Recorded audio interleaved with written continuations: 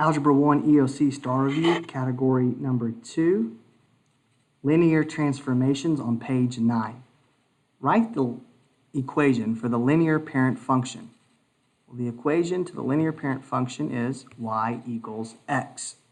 We're going to graph this and write some table values to this linear parent function.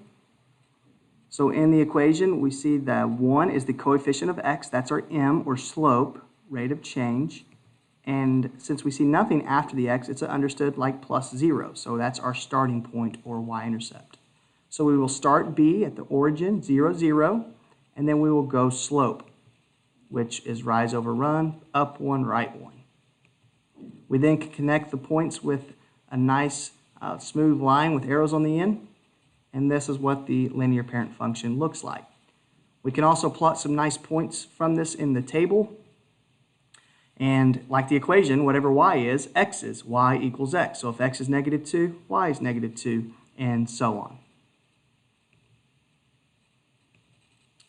Linear transformation can be represented by y equals a times x plus or minus c plus or minus d. So the a, c, and d all control something or make the line move or transform in a certain way. So if we're just talking about the a value, the number in front of the x being multiplied, it determines the direction of the line, whether it's reflected or not.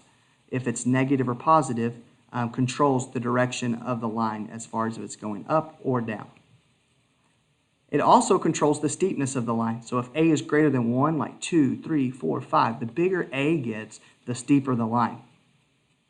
If a is between 0 and 1, like a fraction, 1/2, 1/3, 1/4, the line becomes less steep or flatter. C controls the left and right, so we call this a horizontal shift, to move it left or to move it right. If we want to move it left, we would add some C value.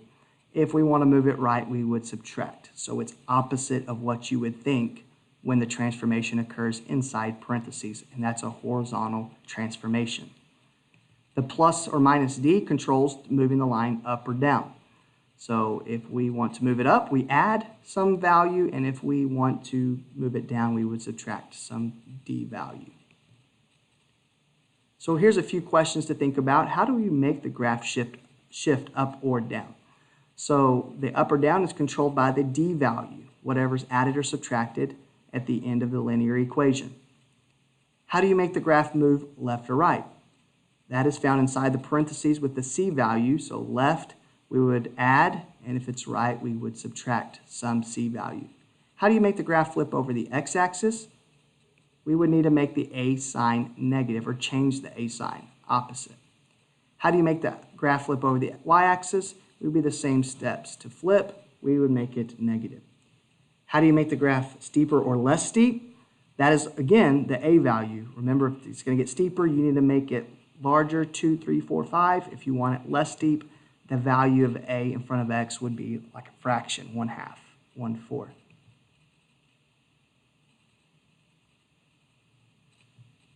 On those linear transformations, one last thing, a good thing may be to investigate. So get into your y equals screen of your calculator and plug in some different values and see how the line is moving, and maybe predict before you graph it each time to see if you're understanding better the transformations of linear